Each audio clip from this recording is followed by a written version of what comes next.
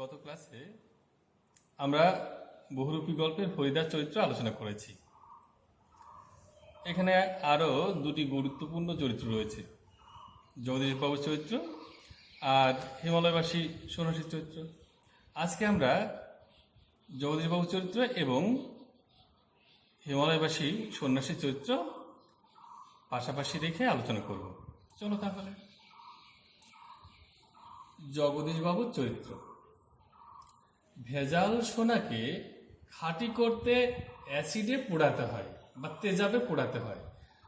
জগদীশবাবু খাঁটি বিভাগী পরীক্ষার সেই অ্যাসিড বিশেষ হিসাবে লেখক চরিত্রটিকে এই গল্পে সৃষ্টি করেছেন। অর্থাৎ জগদীশবাবু একটা পরীক্ষাগার, সেখানে তিনি অ্যাসিড, আর এখানে দুজন সন্ন্যাসী পাবো, একজন হরিদা, একজন হিমালয়বাসী। এই দুটোর মধ্যে কোনটা খাঁটি কোনটা বিশুদ্ধ সেটা জগদীশবাবু নামক অ্যাসিডের মধ্যে ফেলে লেখক বিশুদ্ধতা যাচাই করে নিতে চান। পাঠকের কাছে বিশুদ্ধ যে সোনা বা খাঁটি যে সন্ন্যাসী সেটিকে ধরিয়ে দিতে চান। তাহলে জগদীশবাবুর চরিত্রটি দেখতে গেলে আমরা পাই জগদীশবাবু বয়স্ক, তিনি ধনী। জগদীশবাবু ধনী কিন্তু কৃপণ। জগদীশবাবুর চেহারার দিক থেকে তিনি বেশ সৌম্যদর্শী, শান্ত, আর মাথার সাদা চুল, মুখে সাদা দাড়ি, এরকম একটি মানুষ। ভদ্রলোকের চরিত্রের সবচেয়ে অনন্য বৈশিষ্ট্য হল তার দেবদ্বিজে অন্ধ ভক্তি। এই ভক্তি লোকটির বিশেষ দুর্বলতাও। এই ভক্তির রসায়নগারেই লেখক দুইজন সন্ন্যাসীর শুদ্ধতা বিচারে পাঠকের দরবারে হাজির করেছেন। যেমন এইবার আমরা দেখা যাবে এই তুলনা করতে গিয়ে হিমালয়বাসী সন্ন্যাসী চরিত্র একদিকে রেখেছি, অন্যদিকে হরিদা বা বিভাগী সন্ন্যাসী বেশি। এইভাবে দুটোকে পাশাপাশি রেখে আমরা তুলনা করতে চাই এবং লেখকও এইভাবে তুলনা করে কে সঠিক সন্ন্যাসী সেটা আমাদের সামনে তুলে ধরতে চান। সেই কাজটি আমরা করতে গিয়ে তাহলে তোমরা যদি হিমালয়বাসীর চরিত্র কখনো আসে, এইখানটাই সেই চরিত্রের পয়েন্টগুলো তোমরা পেয়ে যাবে, উত্তরটাও এখানে হয়ে যাবে। আচ্ছা চলো তাহলে। হিমালয়বাসী সন্ন্যাসী তিনি কেমন? তিনি গুহাবাসী, অন্যদিকে শহরের সরু গলিতে হরিদা বসবাস করেন। হিমালয়বাসী সন্ন্যাসীর বয়স 1000 বছরের বেশি, সেই জন্য তার বয়সের কারণে সহজেই অন্যদের কাছ থেকে শ্রদ্ধা ভক্তি এগুলো সহজেই আদায় করে নিতে পারেন। এটা তার এই সমীহ আদায়ের একটা অস্ত্রও বিশেষ। আচ্ছা, অন্যদিকে হরিদার ক্ষেত্রে আহার্যের জন্য অভিযোগহীন, অর্ধাহার, অনাহার, এরকমভাবে তার জীবনের সঙ্গী। আর হিমালয়বাসী তিনি আহার করেন বছরে একটি মাত্র হরিতকি। বয়সের ব্যাপারটা কিছুটা উল্টে ফেলেছিলাম, তো বয়সের ব্যাপারে যে কথা বলেছিলাম তারপর দেখো হরিদার বয়সটা কেমন। বয়স দেখিয়ে শ্রদ্ধা অর্জনের চেষ্টা নেই, সে নিতান্ত সাধারণ মানুষ, একেবারে রক্তে মাংসের সাধারণ মানুষ। বাড়িতে সে নিজে রান্না করে খায়, আড্ডা দেয়, আবার বিড়িও ফোকে, এইরকম ধরনের মানুষ সে। আচ্ছা, এরপরে দেখি সর্বত্যাগী সন্ন্যাসী কাউকে পায়ের ধুলি দেন না। গৃহীসুলভ অহংকার তার ভিতরে জন্ম নিয়েছে। ভদ্রলোক নিজেকে খুব বড় প্রতিপন্ন করতে গিয়ে সাধারণ মানুষের সাথে সে বড় দূরত্ব তৈরি করে ফেলেছে। সেই দূরত্বের কারণে তিনি যেরকম ভাব করেন আমি পয়সা নিই না, জগতের রূপ রস মোহ এই সব কিছুর মায়া তিনি ত্যাগ করেছেন। সেই জন্য তার মনের মধ্যে একটা অহংকারী ভাব কিন্তু জন্ম নিয়েছে। অন্যদিকে আমরা হরিদার ক্ষেত্রে দেখি সে নীরব ত্যাগী, সংযম, সাধনা আর দারিদ্র্যের সাথে সংগ্রাম তার এই সংগ্রামী সহজেই আমাদের ধূলি ধূসরিত যে মানুষ দৈনন্দিন জীবনে যারা খেটে খায়, ফলে আমাদের জীবনের সাথে তার জীবন, এই পরিশ্রমের জীবন মিলে যায়, ফলে তার সাথে আমরা একটা স্বাভাবিক নৈকট্য আবিষ্কার করতে পারি, ফলে আমাদের শ্রদ্ধায় আমরা সহজেই জেগে ওঠে। হিমালয়বাসী সন্ন্যাসী ভোগী, তাই প্রণামীর 100 টাকা মুচকি হেসে গ্রহণ করেন, ফলে সন্ন্যাসীর জীবনের সঙ্গে তার হিমালয়বাসী সন্ন্যাসীর চরিত্রের বৈপরীত্য পাঠককে হাস্যরসের যোগান দেয়। সন্ন্যাসীর প্রতি সকলের ভক্তি শ্রদ্ধা আর থাকে না। যখন দেখি যে খড়ম সোনার বোল দেয়া খড়ম পড়ার জন্য সে পা এগিয়ে দেয়, তখন বুঝতে পারি এই সোনা, এই মূল্যবান ধাতুর প্রতি ভদ্রলোকের বেশ লোভ আছে। আবার মুচকি হেসে যখন তার পকেটে টাকাটা তিনি গ্রহণ করেন, তখন বুঝতে পারি যে তিনি এই সংসারের মায়াপাশে আবদ্ধ। এই হিমালয়ে তিনি বসবাস করেন, তিনি বসবাস করেন, তিনি বছরে একটি মাত্র হরিতকি খান। এ সবই ভদ্রলোকের ধাপ্পাবাজি, ধপবাজি। অন্যদিকে আমরা হরিদার ক্ষেত্রে কি দেখি? তার সংলাপে বাস্তব জীবন চর্চায় হরিদা প্রকৃত সন্ন্যাসী না হয়েও হয়ে উঠেছে প্রকৃত শিল্পী। এই শিল্প সত্তাই সকলের ভক্তি শ্রদ্ধা সহজেই আকর্ষণ করে নেয়, কারণ তার মধ্যে ভণ্ডামি নেই, প্রতারণার চেষ্টা নেই। অর্থ তার প্রয়োজন, কিন্তু শিল্পের প্রয়োজনে সেই অর্থকে সে সেভাবে গ্রহণ করেনি। সেই জন্য এই দুই চরিত্রের মধ্যে ব্যাপক ব্যবধান। আর এই তুলনা করলেই সহজেই যারা আমরা পাঠক হয়ে যখন আমরা দুই সন্ন্যাসীকে বিচার করতে বসি, ফলে সহসাই আমরা পাঠকেরা হিমালয়বাসী যে সন্ন্যাসীকে পাই, সে আমাদের আর মনোযোগ আকর্ষণ করতে পারে না।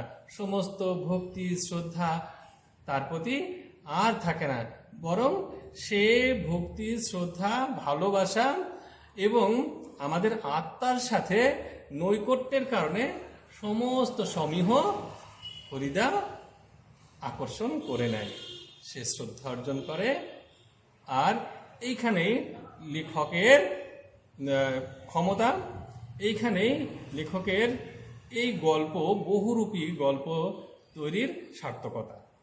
আমরা হরিদা আর জগদীশ বাবুর কথা বলছিলাম। দেখো,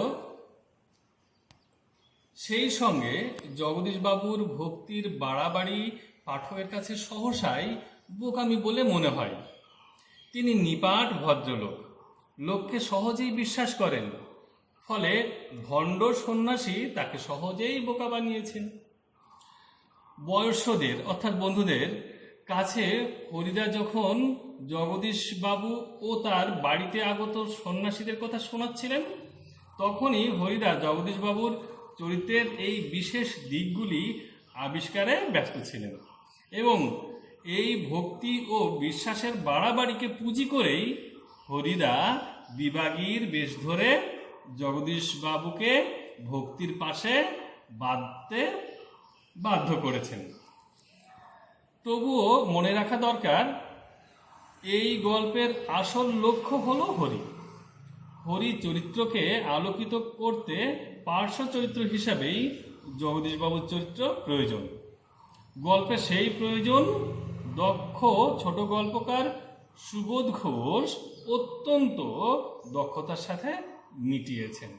তাহলে এখানেই জগদীশ বাবুর চরিত্রের গল্প বিশেষ দিকগুলি এবং একই সাথে এই গল্পের ঘন ঘটা নির্মাণে, এই গল্পের ক্লাইম্যাক্স চূড়ান্ত পর্যায়ে নিয়ে যাওয়ার জন্য লেখক যে দুটি চরিত্রের এখানে আমদানি করলেন, সেই আমদানির ক্ষেত্রে জগদীশবাবু এইভাবে বিশেষ ভূমিকা রাখলেন আর গল্পটিকে চমৎকার করে তুললেন। আসল লক্ষ্য হলো হরিদাকে নির্মাণ করা, বহুরূপী চরিত্রকে, বহুরূপী যে বিষয়বস্তু, সেই বিষয়বস্তুকে আলোকিত করা। আমাদের দৈনন্দিন জীবনে খেটে খাওয়া, যাদের মান মর্যাদা নেই, যাদের পেশার কোনো গুরুত্ব নেই, সেই রকম একটি চরিত্র থেকে, রাস্তা থেকে কুড়িয়ে এনে সভ্য সমাজে তিনি স্নেহের, সম্মানের এবং মর্যাদার জায়গা দাঁড় করিয়ে দিয়েছেন। এখানেই লেখকের সার্থকতা। বহুরূপী গল্পটি লেখক তিনটি অংশে বর্ণনা করেছেন। প্রথম অংশ, এখানে আমরা কি কি দেখতে পাবো? ছোট গল্পের রীতি মেনে ঘটনার আকস্মিকতায় জগদীশবাবুর বাড়িতে হিমালয়বাসী সন্ন্যাসীর আগমন বার্তা দিয়ে গল্পের শুরু হয়েছে। আগমন বার্তা মানে এসেছেন। দেখো, এখানে হরিদার কাছে আমরাই গল্প করে বললাম, উত্তম পুরুষে বলছেন হরিদা কী কাণ্ড হয়েছে এইখান থেকে, যে জগদীশবাবুর বাড়িতে সন্ন্যাসী এসছে, সন্ন্যাসীর বর্ণনা ইত্যাদি দিয়েছেন। আচ্ছা, তারপরে কি হয়েছে? সংক্ষেপে হরিদার পরিচয় আর দিনচিত্র বর্ণনা করেছেন। হরিদাকে, তার কোথায় থাকে, তার দৈনন্দিন জীবন কিভাবে যায় সেটা কীরকম এখানে লক্ষ্য করো। খুবই গরিব মানুষ হরিদা, এরকম বলে তার স্বভাব, তিনি কেমন কাজ করেন, কোথায় থাকেন, কিভাবে তার দিন যায় ইত্যাদি, এইসব কথাগুলো এখানে এসছে। হরির বহুরূপ সজ্জার নিপুণতার কয়েকটি উদাহরণ। এরপরে আমরা দেখতে পাবো এইখান থেকে হরি মাঝে মধ্যে কখনো পাগল, কখনো পুলিশ, এরকম নানা ভূমিকায় সে বহুরূপী সজ্জা ধরে, বহুরূপী বেশ ধরে সে লোকের মনোরঞ্জন করে বেড়ায়। আচ্ছা, তো সেটা আমরা দেখতে পাবো যে তার পেশা এবং নিপুণতার সাথে সে তার পেশা পালন করে। সেই উদাহরণগুলো লেখক এখানে গল্পের কাঠামোর মধ্যে দিয়েছেন। পরপর এইভাবে তিনি বেশ কতগুলো উদাহরণ গল্পের মধ্যে দিয়েছেন। আচ্ছা, এরপরে দেখব যে হরিদা জগদীশ বাবুর বাড়িতে হানা দেবেন, সে অংশটা আমরা দেখতে পাচ্ছি এইখানটা। দেখো, সন্ন্যাসীর গল্প শুনে কি হরিদার মাথার মধ্যে নতুন কোনো মতলব ছটফট করে উঠেছে?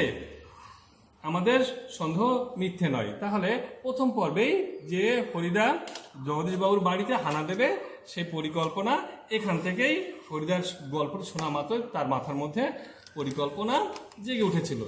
এরপরে আমরা দ্বিতীয় অংশ লক্ষ্য করো, এইখানটায় লেখকের দ্বিতীয় অংশে শুরু হচ্ছে। এই দ্বিতীয় অংশ সম্পর্কে আমরা কি জানতে পাচ্ছি? দ্বিতীয় অংশে কি আছে? জগদীশবাবুর বাড়িতে হরির বিভাগী বেশে আগমন ও চরম নাটকীয় পরিবেশ সৃষ্টি। কৃপণ জগদীশবাবুর থলি থেকে 101 টাকা তীর্থ ভ্রমণের জন্য দান ও হরির সেরের টাকা প্রত্যাখ্যান, এইগুলো আমরা এই দ্বিতীয় অংশে আমরা দেখতে পাবো। কি এখানে জগদীশবাবুর বাড়ি দেখো, বড় চমৎকার, আজকে এই সন্ধ্যার চেহারা ইত্যাদি দিয়ে জগদীশবাবুর বাড়ির একটা পরিবেশ, সান্ধ্যকালীন একটা পরিবেশ এখানে বর্ণিত হয়েছে। তারপরে জগদীশবাবুর বাড়িতে গিয়ে আদুর গায়ে, মানে এক গায়ে তার কিছু ছিল না, সাদা ধবধবে একটা উত্তরীয় ছিল, পরনে ছোট বহরে একটি সাদা থান কাপড় ছিল, ব্যাগের মধ্যে একটা গীতা ছিল। এইসব নিয়ে জগদীশবাবুর বাড়িতে হরিদার আগমন ঘটেছিল। সেখানে তার সেই নাটকীয় কথাবার্তা এবং সেই কথাবার্তা এবং আচার আচরণে শেষ পর্যন্ত কৃপণ জগদীশবাবুর কাছ থেকে প্রণামী হিসাবে, জগদীশবাবু দেখো এখানে বলছেন, এই প্রণামী, এই সামান্য 101 টাকা গ্রহণ করে আমাকে শাস্তি দান করুন বিরাগীজি।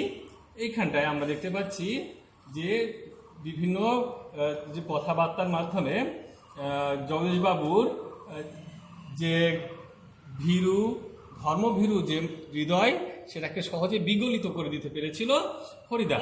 আর এইটাই আমাদের লেখকের উদ্দেশ্য এবং হরিদার চরিত্র নির্মাণের ক্ষেত্রে এটাই লেখকের সফলতার জায়গা এবং হরিরও সফলতার জায়গা।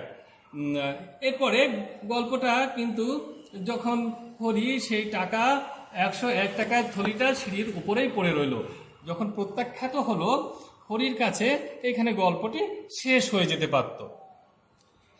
তাতে আমরা একজন নিপুণ অভিনেতার পরিচয় আমরা পেয়ে যেতে পারতাম, গল্পটি এখানে শেষ হয়ে যেতে পারত। কিন্তু লেখক আরো অতিরিক্ত আলাদা 3 নম্বর দিয়ে আরেকটি অংশ তিনি তৈরি করলেন। এই অংশ কিন্তু একেবারে হরিদার মূল যে সত্তাটি, সেই সত্তাটিকে আবিষ্কার করেছেন লেখক, আমাদের কাছে সেই মূল সত্তাটিকে তুলে ধরেছেন। তুলে ধরতে গিয়ে কি করেছেন, এই তৃতীয় অংশে মূলত সাধক, ত্যাগী, সংযমী আর যে শিল্প সত্তা হরিদার, সেই সত্তাগুলো লেখক আমাদের কাছে তুলে ধরেছেন। হরির প্রকৃত শিল্পসত্তার স্বরূপ উদ্ধার করেছেন, এখানে পাঠকের সহানুভূতি আদায় করেছেন, আর পতিত আত্মাকে অন্ধকার থেকে আলোতে তুলে আনেন আমাদের লেখক, খাঁটি মানুষ হিসাবে এবং খাঁটি শিল্পী হিসাবে। আর গল্পের শেষে দেখতে পাবো যে আমরা ছোট গল্পের বৈশিষ্ট্য অনুসারে একটা অতৃপ্তির ব্যঞ্জনা থাকে।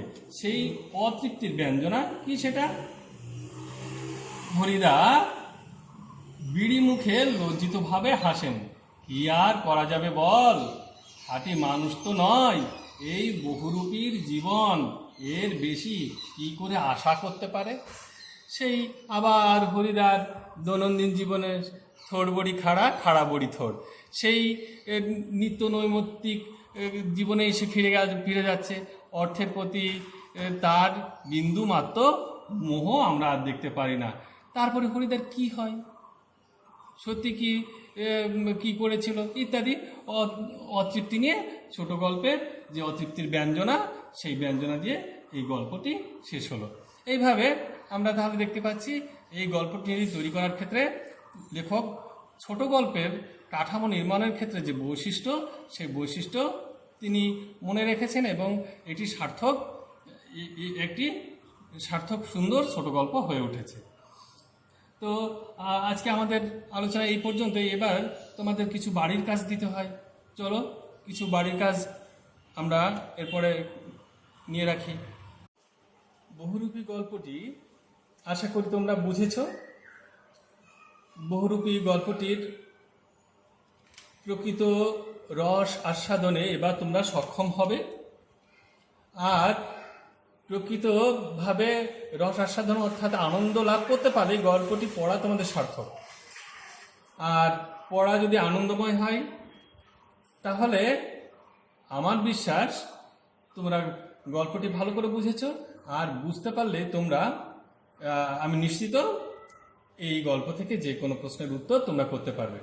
আরও তোমাদের বলে রাখি যে তোমাদের জন্য যারা সামনে মাধ্যমিক পরীক্ষা দেবে তাদের জন্য বড় প্রশ্নের জন্য এই গল্পটি কিন্তু খুব গুরুত্বপূর্ণ। আমি অনেকটাই নিশ্চিত যে এখান থেকে 5 নম্বরের একটি প্রশ্ন তোমরা পেতে পারো। সেই জন্য তোমাদের আমি চেষ্টা করেছি এই গল্পের মূল বিষয়বস্তু আমি আলোচনার মধ্যে এবং লিখে তোমাদের দেখিয়েছি। সেখানে গুরুত্বপূর্ণ চরিত্রগুলো, বিশেষ করে হরিদা চরিত্র আলোচনা করা হয়েছে, জগদীশবাবুর চরিত্র আলোচনা করা হয়েছে, হিমালয়বাসী সন্ন্যাসী চরিত্র আলোচনা করে হয়েছে। দেখবে আলোচনার ফাঁকে ফাঁকে ছোট গল্প হিসাবে এটি কতটা সার্থক হয়েছে সেটা আমি আলোচনা করেছি। তোমরা দেখতে পাবে গল্পটি আলোচনার সাথে সাথে নামকরণের সার্থকতা বিচার করো, সেটি আমার আলোচনার মধ্যে ছিল।